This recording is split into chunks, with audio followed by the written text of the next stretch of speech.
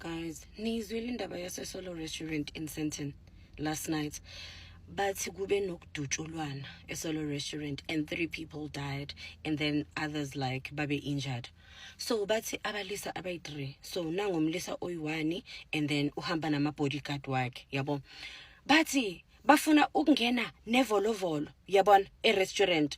And then ama-security athi no, ivolovolo alingeni like hayi bathi guys i-altercation iqale lapho. Kuyaphikiswana manje. Lo mlisa ufuna ukungena like forcefully e-restaurant nalevolovolo. But alingeni ivolovolo.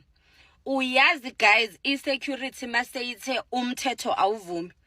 Unga-explaina indaba yakho 7 minutes. Likubuke so emehlweni ubone ukuthi hayi cha liyangizwa bese lithi umthetho awuvumi, yabona. But hayi kuhiriziswane kuhiriziswane ufuna ukungena yena e-restaurant nesibhamu nama-security nama-bodyguard wakhe, ama-security athi angeke uze ungene. Impi vele iqale lapho kugcine guys sekudutshulwana. Dutshulwana kanjalo sho ukuthi kudubuleke lama bodyguard lawa ayi2, bathi hayi ama bodyguard ayi2 lawa ashona, yabo. Umlisa Mbumbulu ke yena bathi he succumbed to his injuries endleleni or esibhedlela or lapho nje, uyayibona.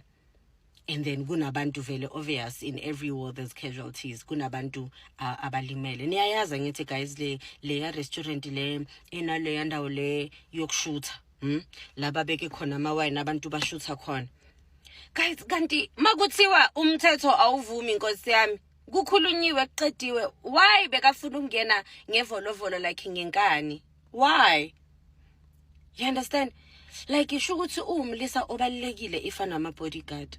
Why bangamgadanga emnyango? Why angathanga okay ama bodyguard wakhe ammele emnyango? Or ufunwa ngaleyo ndlela leyo ukuthi mhlambe bebangaqithika eroofini labantu abamfunayo or bangene ngama window. Cause mhlambe bebangama emnyango if kuukuthi ipolice ye restaurant ithi, you know? Because shame ama security awona ndaba ukuthi ubani ukuthi ubaleke kangakanani emphakathini. Umthetho awuvumi, there's no exception. Akuna kuthi ngoba wena ubani like buka manje ufile akasaye iyenzaka lento bekayiyelela akasadlanga nokudla, ibiloboco lezi ezilapha akasazidlanga. Yo guys, like this is sad, ne? This is sad.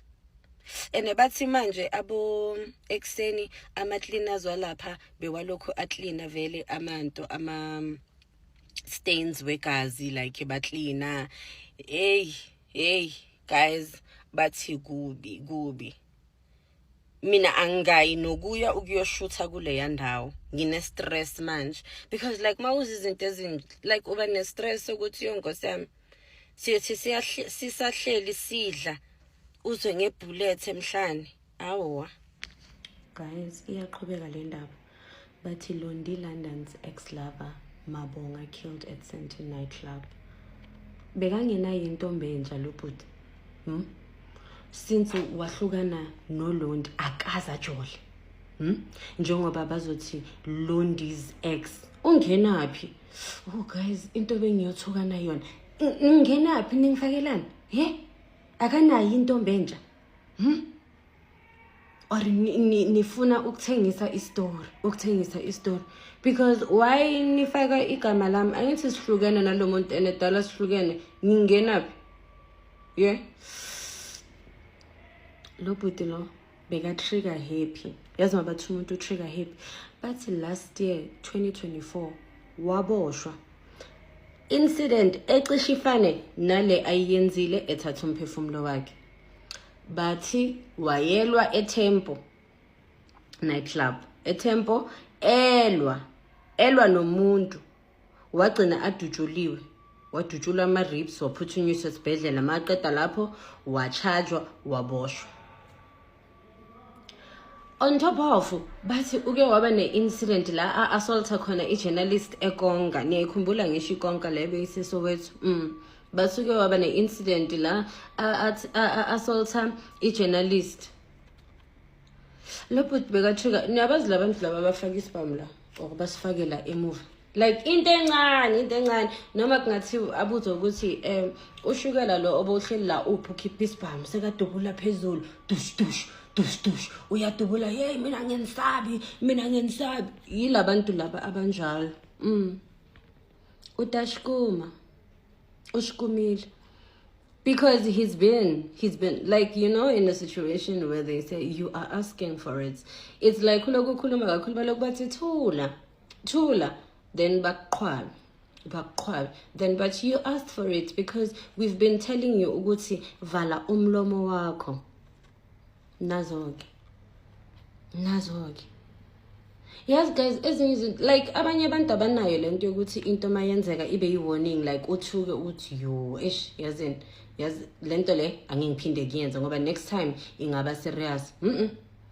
Bekangenayo loyo msipha omtshela ukuthi next time nakho ke uthe uyayiphinda yabona nje na last time at least bamuthi rip, it was a warning. This time better ujwayele mhlambe into batshelene itempo nento bathi ujwayele hayibo hayi guys ulondo ungenaphi.